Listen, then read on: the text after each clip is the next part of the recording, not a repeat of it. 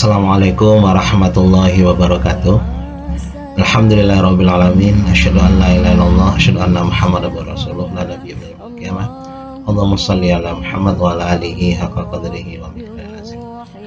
Mahasiswa-mahasiswi yang Bapak sayangi, kita lanjutkan serial kuliah kita tentang geografi Islam atau studi kawasan ya. Kemarin kita sudah menjelaskan tentang alasan Allah memilih Timur Tengah ya sebagai turunnya Islam. Akhirnya nanti Islam meluas hampir ke seluruh dunia. Bagaimana Islam masuk ke beberapa wilayah nanti kita jelaskan ya. Nah, sekarang kita masuk sebagai pertama landasan adalah tentang Saudi Arabia. Kalau kita lihat peta ini, memang posisi Saudi itu adalah di tengah-tengah ya. Bahkan Saudi itu di ujung Asia ya. Berdekatan dengan Afrika dan juga Eropa itu. Kalau kita lihat daerah-daerah seperti Yerusalem, Palestina itu daerah-daerah yang sangat strategis karena menggabungkan tiga benua Eropa, Turki sudah masuk sebagian Eropa, dan benua Afrika sedang benua Asia. Jadi dulu kita jelaskan bahwa Makkah itu adalah sebagai pusat dunia ya, sehingga menyebarnya nanti sama gitu. Kita lihat di Saudi Arabia inilah Allah menurunkan agama Islam nanti menyebar hampir ke seluruh dunia itu. Pra-Islam, bahwa masyarakat Arab sebelum pra-Islam datang itu mereka sudah mengenal juga sebenarnya tentang konsep ketuhanan ya, seperti Kristen dan Yahudi.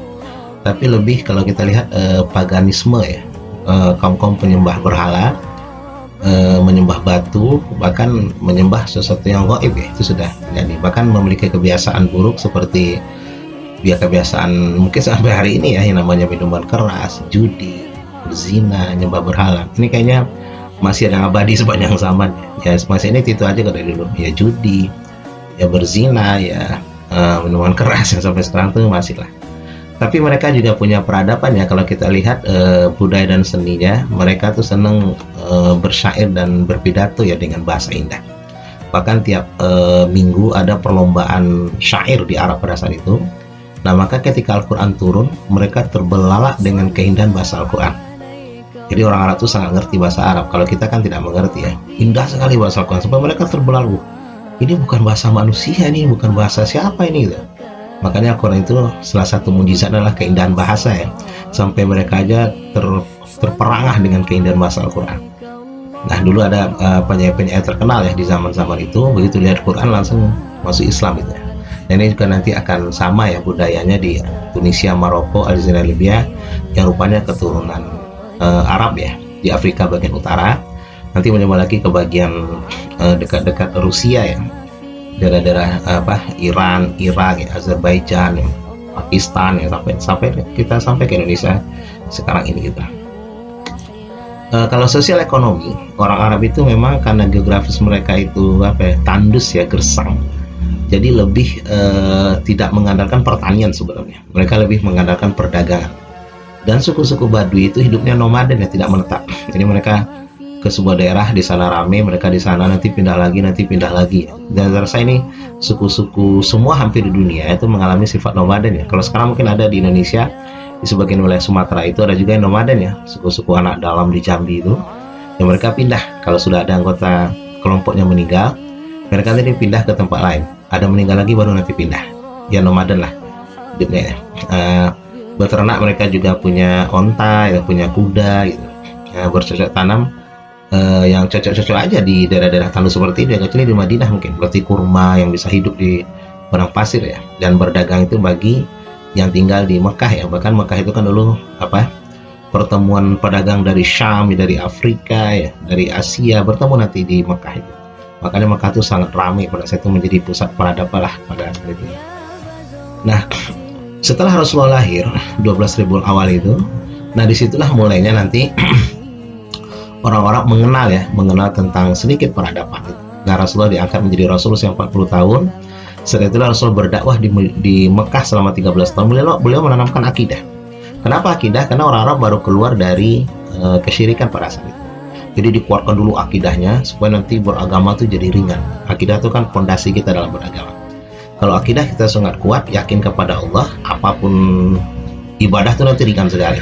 Bahkan apa namanya, ujian-ujian itu tidak memberatkan sama sekali Mas ya. Nah, maka setelah Rasulullah 10 tahun di Madinah, barulah nanti mulai syariat diturunkan, mulai nanti tentang ibadah zakat, puasa, yang haji ya, yang diwakilkan Rasulullah nanti tahun ke-6 Hijriah. Dan sampailah tersebar nanti ke seluruh jazirah Arab ya, sampai ke 23 dunia. Kan umat Islam memimpin dunia itu adalah 1335 tahun ya. Barat itu belum sampai 100 tahun, setelah Perang Dunia Pertama aja mereka memimpin dunia. Padahal sebelumnya Khalifah Islamiyah Turki Utsmani lah yang terakhir ya, memimpin 1335 tahun. Jadi nggak nyampe 1000 tahun Islam itu sudah berkembang kemana-mana ya, sampai ke seluruh dunia dan sampai juga ke kita hidayah tersebut gitu. Nah inilah kalau kita lihat dari lahirnya Rasulullah mulai pada saat itu.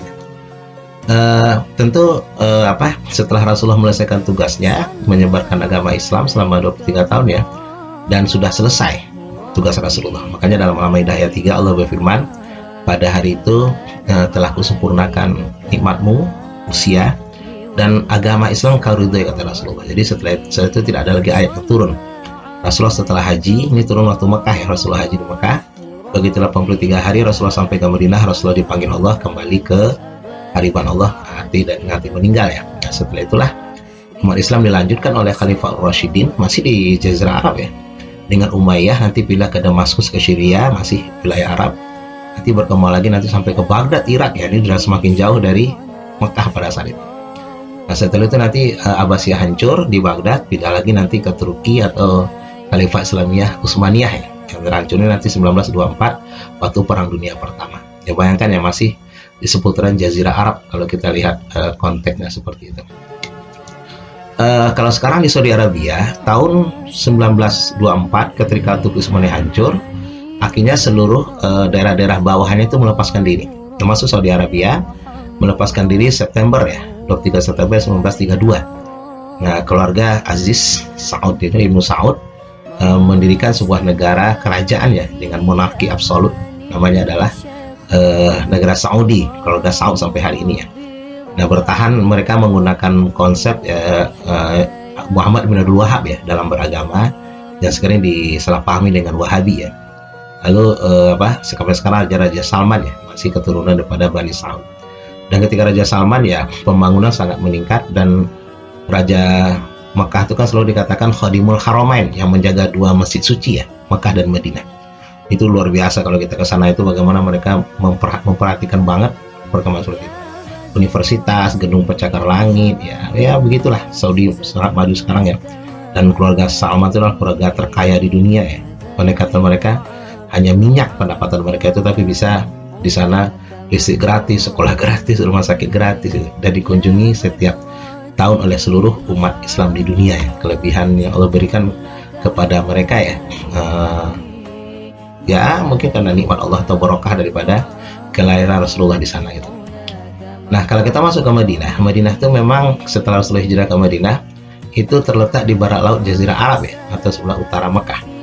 Jarak Mekah dan Madinah sekitar 500 sampai 510 km ya. Bisa ditempuh dengan 5 jam perjalanan. Jadi jemaah haji nanti kalau sudah selesai haji, yang kloter kedua nanti ke Madinah. Yang pertama nanti langsung ke Madinah dulu baru Mekah ya, langsung pulang. Sedangkan yang ini nanti adalah masuknya nanti ke Mekah dulu baru ke Madinah. Dan Madinah kata Rasulullah harus dikunjungi ya. Bahkan dalam hadis, siapa yang mengunjungi Saudi Arabia tidak mengunjungi Mekah itu nanti hatinya akan keras, kata Rasulullah. Secara geografis kota ini datar ya, dikelilingi gunung dan bukit serta beriklim gurun ya. Kalau dingin memang lebih dingin dari Mekah, tapi kalau panas memang lebih panas dari Mekah, bahkan sampai angka 48 derajat sampai 50 derajat ya. Di Madinah itu sangat luar biasa. Tapi itulah kata Rasulullah dalam sebuah hadis, siapa yang sabar dengan panasnya Madinah dan dinginnya Madinah dapat syafaat nanti. Keutamaan kota Madinah, sebagai salah satu kota suci umat Islam, Madinah memiliki beberapa keutamaan. Bahkan kota di akhir zaman yang dianjurkan Rasulullah tinggal ya sebelum kiamat itu. Pertama adalah tempat yang diprioritaskan untuk penyebut namanya dalam Quran, Yathrib, Madinah. Maka Rasulullah sampai memilih kota itu untuk, berarti bukan tanpa alasan Rasulullah memilih Madinah sebagai kota itu. Yang kedua, menjadikan Madinah sebagai tanah haram suci ya. Jadi nggak boleh orang kafir ada di sana. Dulu kita bahas ya. Setelah surah Taubah, orang kafir 9 Hijriah itu, orang kafir tidak boleh berada di Mekah dan di Madinah. Sebenarnya pengharaman pemburuan di Madinah ya. Tidak boleh lagi kita berburu-buru hewan di sana. Larangan memotong pohon-pohon, mencabut dan memungut barang-barang yang tercecer ya. Lalu pengharaman mengangkat senjata dan berperang di dalamnya, nggak boleh.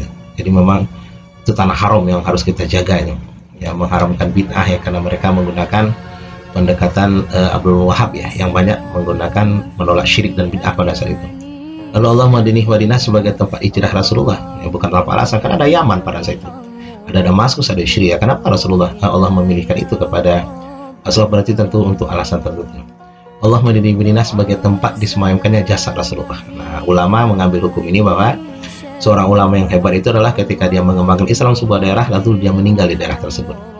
Ya, Madinah dibersihkan dari syirik ya, tidak ada lagi patung-patung, tidak ada lagi orang menyembah yang lain-lain. Iman akan kembali ke Madinah, artinya di akhir zaman nanti